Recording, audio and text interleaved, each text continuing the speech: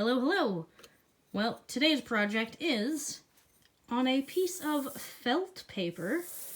I cut it out from a much larger piece, and I'm going to see if acrylic paints work on this fuzzy felt paper. Now I am carefully making my design. Okay, so now I have my relatively finished design. I actually made it a little bit more complicated than I had originally envisioned. And we'll see how that goes with the acrylic. So starting here with some yellow for the thistle finch or goldfinch, I noticed that the paint absorbs really quickly into the fibers of this felt paper. So it'll take a little bit longer to probably paint this than it would on paper or canvas. So far, the felt paper is giving me a really interesting texture. So I can actually work with the material here to give itself a texture that it might not normally have if I were just working on canvas. And I kind of like it. I'm running into a little bit of a problem here. I'm using craft paint, and I'm finding that the thicker the craft paint, the consistency it is when it goes onto the felt paper is not so great. So the thinner or the more watery the paint, the better. Okay, for the next color, I was going to use a bold red, but I'm finding that this nice creamy orange color it is a lot more mellow and goes a little bit better with the other colors. And it's allowing the maroon of the felt to pop through really nicely, giving it that kind of old, authentic look. Now, I'm actually turning my whole canvas upside down here so that I don't rub the painting with my hand while I'm working on parts of it. But, of course, I'm not as careful as I would like to be, so, yeah, I've done a little bit of smudging here.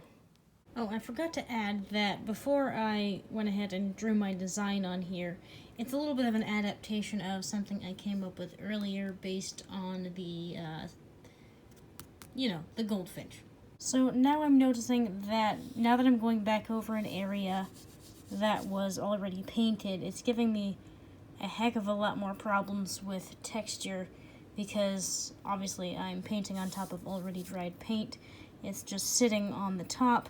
So I'm going back in and mixing a little bit of the original brown with the cream orange, and once it dries, we will see what the result is.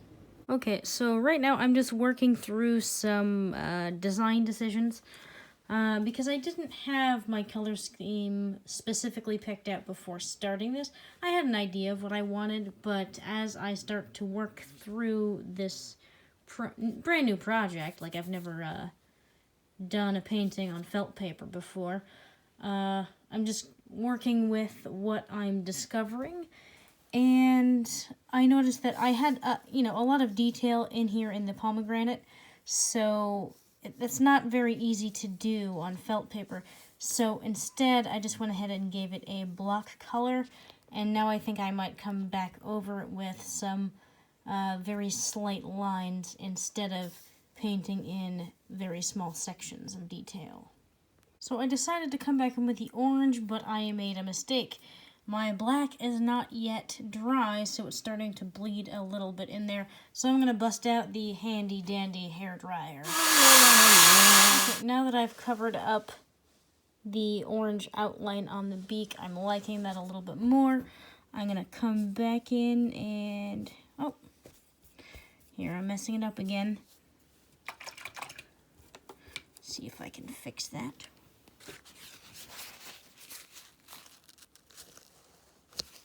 Aha! That's a trick I like to use with watercolor. You just take a dry paper towel and you just squish it right down onto the paper, and sometimes it lifts it up. Sometimes it makes a bigger mess, but it does work sometimes. Alright, so I'm pretty much finished. I'm just going to go in and fix little onesies and twosies. For example, fix the line here on the honeybee so that it's a little bit more sharp right there. So I'm gonna go through and finish off those tiny little details, and it'll be done. And even though it wasn't part of my original design, I did come back through and add a tiny little bit of color variation on the leaves and added a few extra dots for added visual interest.